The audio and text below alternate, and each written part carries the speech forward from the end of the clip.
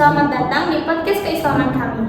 Sebelum itu, kita kenalan dulu nggak sih? Karena ada pepatah bilang, kalau tak kenal maka tak sayang. Saya Diva Zahra Nabila, sebagai host pada podcast kali ini. Pada kesempatan kali ini, kita akan membahas topik yang dekat dengan kehidupan mahasiswa, apalagi generasi muda, terutama para Gen Z nih. Kira-kira ada yang bisa nebak nggak? Tapi kali ini apa? Jadi di sini kita akan membahas tentang mapan dulu sebelum menikah kemudian. Banyak dari kita bertanya, apakah harus mapan dulu sebelum menikah? Apakah kalau belum punya pekerjaan tetap berarti belum siap menikah dalam Islam? Nah, untuk membahas topik ini lebih dalam dan menjawab pertanyaan-pertanyaan yang tentunya ada pada generasi muda, aku udah mengundang teman-teman aku yang siap berdiskusi dan berbagi pandangan tentang topik kali ini. Halo guys.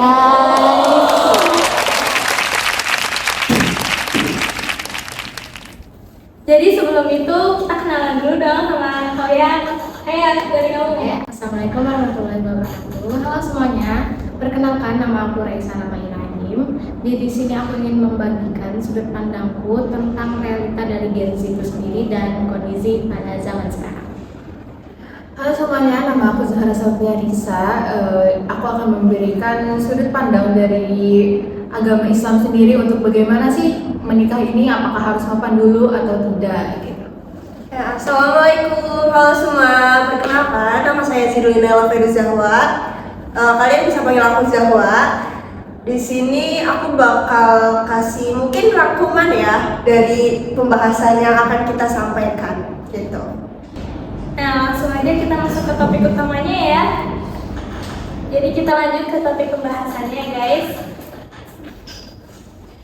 Pada generasi sekarang, itu banyak banget generasi muda yang menunda pernikahan karena alasan ekonomi. Menurut Raisa sendiri nih, kenapa fenomena mapan dulu sebelum menikah kemudian itu sangat kuat? Kalau menurut saya, kayak ini kan dari realita anak muda zaman sekarang ya, apalagi Gen Z. Itu kita memikirkan biaya hidup yang mahal ya, sekarang biaya hidup lagi pada mahal, lalu tuntutan sosial yang tinggi, lalu juga kita tuh banyak orang yang takut untuk nikah karena dia merasa dia takut nanti belum mencukupi gitu kebutuhan keluarganya, jadi dia udah takut duluan mau nikah. Lalu apalagi kita juga standar masyarakat itu tinggi ya, kita harus punya pekerjaan tetap, kita harus punya rumah, terus kita juga harus punya kendaraan. Jadi itu yang udah bikin anak muda zaman sekarang tuh mikir-mikir lagi dulu kalau mau nikah, karena ya itu Banyak kebutuhan yang harus dipersiapkan. Makanya tuh ada yang kata-kata pernikahan is scary. Apa tuh pernikahan itu scary? Menakutkan itu ya untuk saat ini. Itu sih kalau dari aku ya. Berarti menurut kamu sendiri nih, menikah ini dianggap beban ekonomi nggak sih? Kalau aku bilang iya. Padahal ya nikah itu sebagai bentuk ibadah kita kepada Tuhan Yang Maha Esa. Tapi karena ya ada hal-hal kayak tadi itu jadi sebagai ajang pembuktian udah mapan atau belumnya. Jadi kalau ya gitu deh, jadi beban ekonomi sih kalau menurutku. Nah, Raisa sendiri rencananya nih, kamu mau nikah umur berapa? Aduh, tiba-tiba mau menikah ya. Umur kita yang Kita kan pasti kan mikir nih, aduh nanti dulu deh. Nah, Iya. kira-kira tuh kamu yakin kamu bakal siap ini umur berapa? Aduh, kalau nggak kan sekarang kita mahasiswa ya, kita baru semester 1, waduh, mikirin nikah itu masih kayak, aduh, cepat banget nih ditanya. Tapi kalau ditanya mau siapnya kapan, mungkin tunggu nanti udah sayang kerja, udah cukup untuk kebutuhan diri dan keluarga sendiri juga, itu mungkin saya udah siap dijadangkan.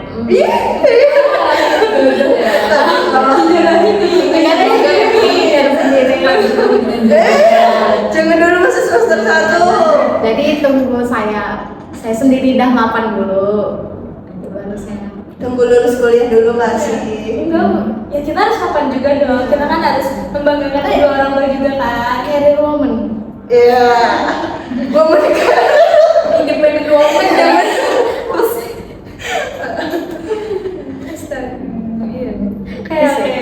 Oke, jadi itu kita lanjut ke pembahasan Islamnya. Menurut Zahra sendiri nih, dalam Islam itu apakah diwajibkan mapan dulu baru menikah? Sebenarnya kan kalau dalam Islam sendiri kan menikah itu sudah ada sunahnya, bahkan bisa kalau memang sudah mampu itu kan diwajibkan ya. Bahkan dalam ada hadis Bukhari dan Muslim menyebutkan bahwa Rasulullah SAW bersabda bahwa wahai para pemuda, barang siapa di antara kalian yang udah mampu gitu, maka menikahlah. Tapi dalam artian mampu di sini tuh bukan hanya mampu harta, tapi juga ada mampu tanggung jawab dan kewajiban kan. Mampu mental juga. Iya, mental. Karena kan iya, karena kan kalau mapan doang kan banyak sekali perceraian karena bukan bahkan dari keluarga kaya gitu kan, bukan karena kekayaan ekonomi gitu. Tapi balik lagi memang terjadinya pernikahan ini pasti harus dengan ditarik mampu, itu pasti nomor utamanya adalah kekayaan itu sendiri. Tapi Dan kita harus mampu betul. juga. Tapi dalam Islam sendiri sih harus mampu ya. Bahkan sebenarnya kan kalau dalam Islam sendiri diharamkan kan nikah kalau memang tidak mampu dalam menafkahi, apalagi ya Iya, ada yang konsepnya. bilang kalau misalnya harta kita mampu, tapi diri kita juga itu makruh atau Iya, gimana ya? itu tuh kayak enggak, sebisa mungkin tidak gitu, lebih baik tidak daripada dilanjutkan karena kan itu membuat kedepannya mungkin tidak nyaman ya dalam kondisi pernikahan tersebut gitu loh. Nanti menurut Zahra sendiri nggak perlu kaya kan?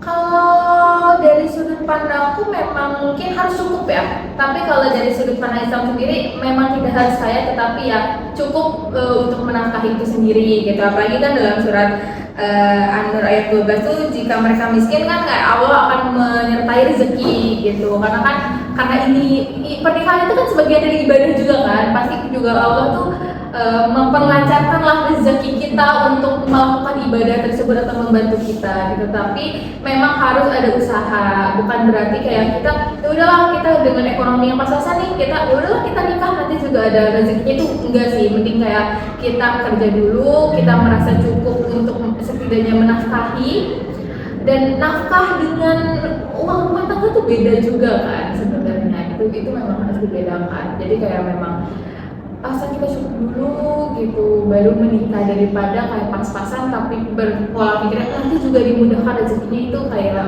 memaksakan ya jatuhnya untuk menikah gitu. Menurut aku sih kayak gitu.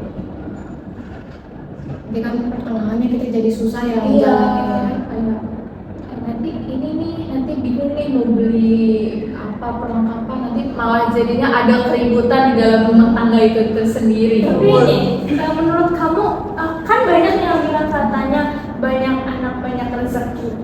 Menurut kamu gimana Aku ya? lebih ada rezeki baru punya anak sih, karena banyak banget sekarang anak yang ditelantarkan karena tidak ada rezeki atau tidak adanya ekonomi untuk menguruskan anak tersebut.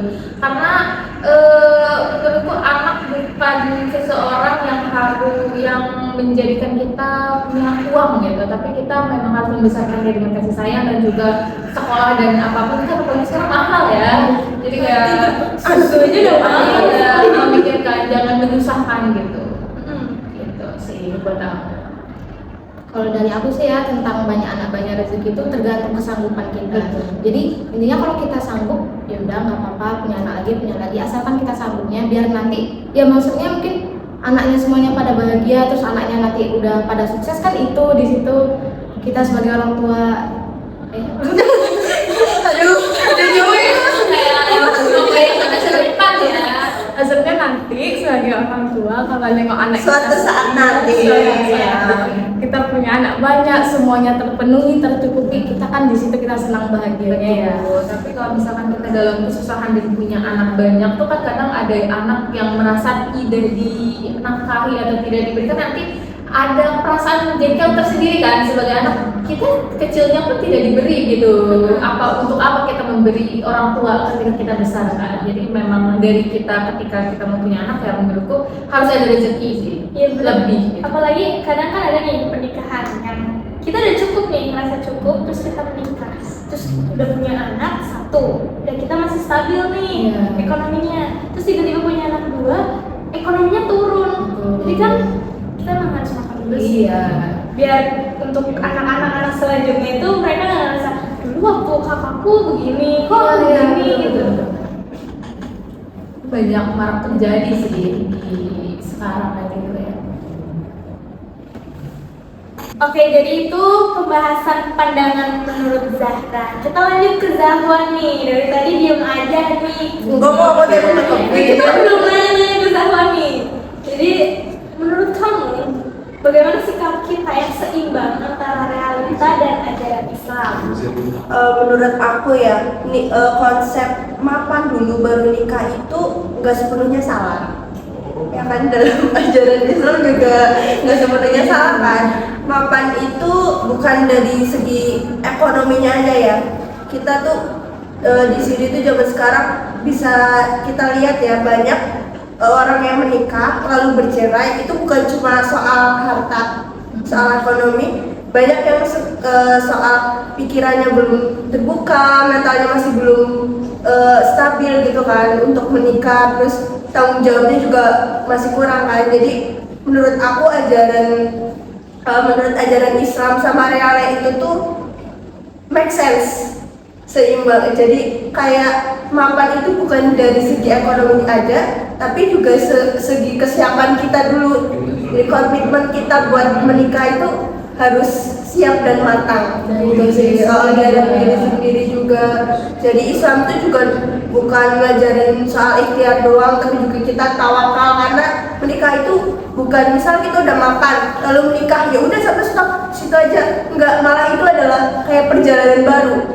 Kayak perjalanan baru, kita bakal ada keluarga baru, ada yang harus dinafkahin gitu kan. Jadi ya mapan itu menurut aku bukan segi materi doang sih, kesiapan kitanya juga harus dipikirin. Tapi menurut kamu nih, prinsip mapan baru menikah itu apakah harus diterapkan hanya untuk laki-laki atau perempuan, atau karena banyak nih, kan banyak yang bilang mapan itu lebih ke ekonomi nih. Terus sedangkan kalau misalnya karir, perempuan itu udah nggak usah ngejar karir tinggi-tinggi, nanti juga kalau udah menikah kamu boleh kerja gitu. Itu gimana nih menurut kamu? Kalau menurut aku itu enggak sih, kurang seneng sih. Aku sendiri, aku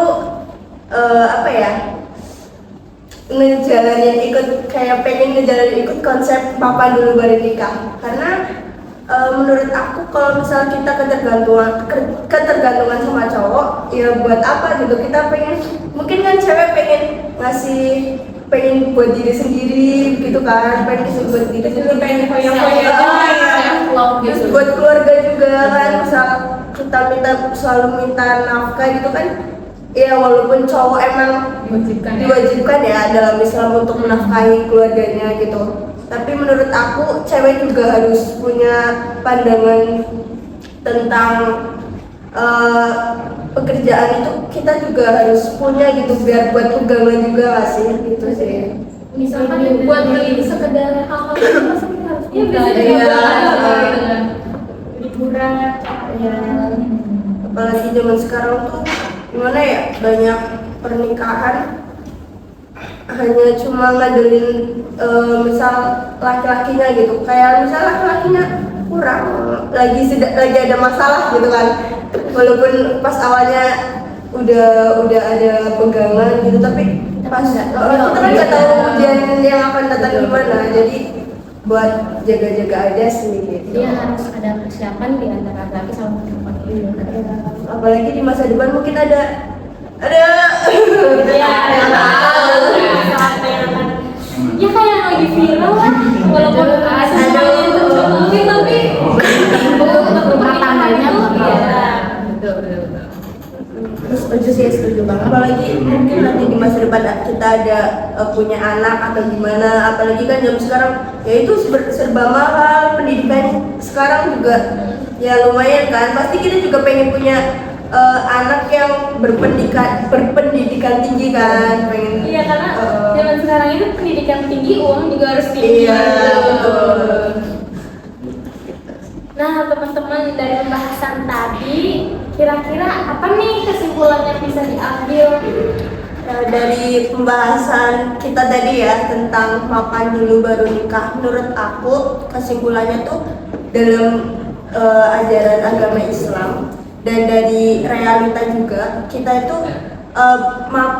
konsep mapan dulu baru nikah itu nggak sepenuhnya salah, tapi bukan cuma mapan secara materi, tapi mapan secara tanggung jawab, kesiapan mental, terus pikiran kita, ya komitmen kita.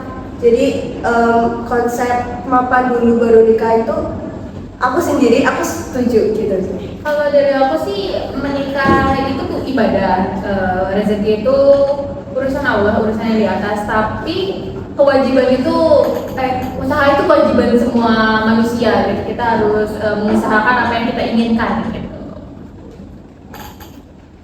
Jadi persiapkan diri sebelum nikah, pikirkan matang-matang. Ingat kita tuh bukan cuma di saat ini, masih ada waktu ke depannya lagi. Jadi pikiran kita tuh harus luas, harus ke depannya. Jangan cuma senang di sini aja, kita nggak tahu tuh ada masalah itu kapan datangnya, kita nggak ada tahu tuh tanggal sial itu kapan ada. Jadi persiapkan matang-matang. Lanjut. Jadi dan juga kan kita tahu ya, kadang walaupun rumah tangga itu nggak harus maksudnya rumah tangga itu nggak enak terus, ada pertengkaran di tengah-tengah, ada perpecahan, nggak harus, maksudnya nggak satu pikiran terus. Kadang mungkin istrinya capek, suaminya capek, jadi kita harus sama-sama inilah saling melengkapi. Kesenangan itu pasti ada rasa capeknya kan, ada rasa sakit diri sendiri. Aduh, lucu juga ya kita masih semester 1 ngomongin nikah. Lah, emang kita, kamu mau rencana gitu? Jangan nikah lagi ya Allah. Mapan dulu. Kita kan punya plan nih, oh aku mau plan mapan di umur segini gitu loh. Aku sendiri yang penting ya itu mapan dulu. Mapan dulu. Jadi bukan cuma mapan secara materi, mapan secara mental aku juga, kesiapan aku juga, tanggung jawab aku, karena itu komitmen juga kan. Kali ini kita juga masih pusing sama nabung nih, kan? Jangan sampai kita pusing karena rumah tangga dulu, kan? Nanti deh. Gitu. Kalau kamu gimana Diva? Dari tadi Tadi kenapa kok kamu sendiri? gimana nih?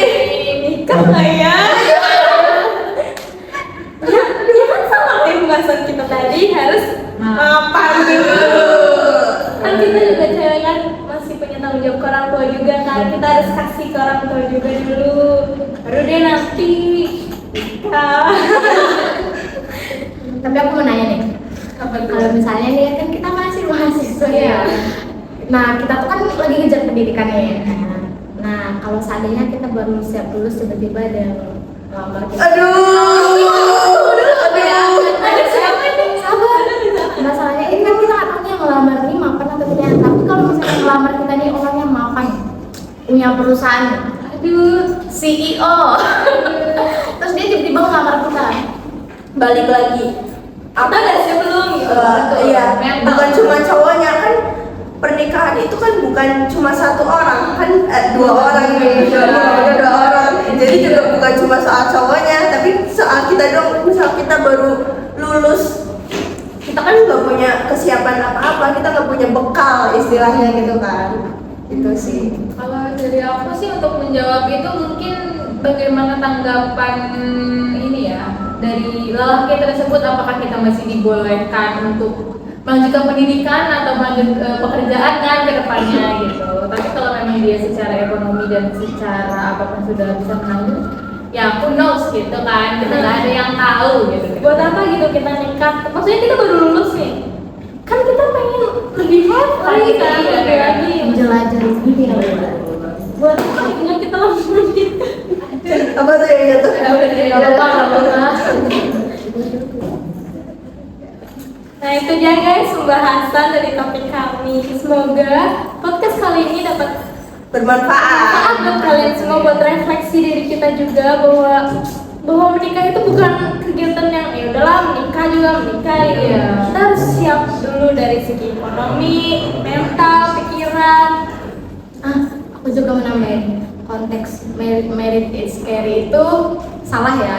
Ya, nggak semuanya, nggak nggak semuanya. semuanya. Jadi Itu, kok. asalkan kita siap, seimbang seperti yang tadi, mental, jiwa, komitmen, tanggung jawab itu nggak akan Intinya kita harus semuanya. realistis nggak sih, kayak nggak boleh kayak aduh aku cinta sama dia tapi dia nyakitin, nggak apa-apa deh yang penting aku cinta sama dia. Nggak ada Gengsi, no, ya, nggak boleh. Zaman sekarang serba mahal say. Jangan mau nikah karena cinta doang. Kita mahal ya skincare gitu.